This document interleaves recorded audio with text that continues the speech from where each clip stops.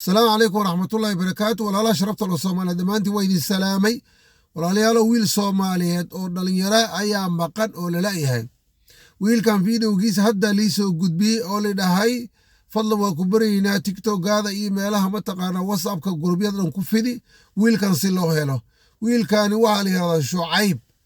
وانا maanta taariikh 28 bishii saddexaad 2025 hadda la leeyahay meesha ugu dambeysay waa xaafadda Roehampton la yiraahdo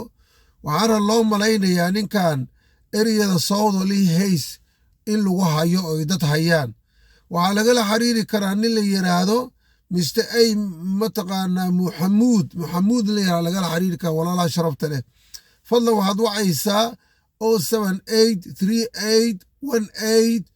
07838182005 lambarkiisa waxaa weeye ninka lagala xiriiri kara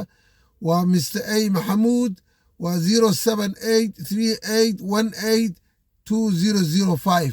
ninka walaalkeena oo dhalinyarada ah waa laleeyahay walaalayaalow fadlan waxaan kaa codsanayaa si loo helo mataqaanaa ummadda Soomaali iyo dadka taqaano saaxiibyaalka u sii gudbay hadda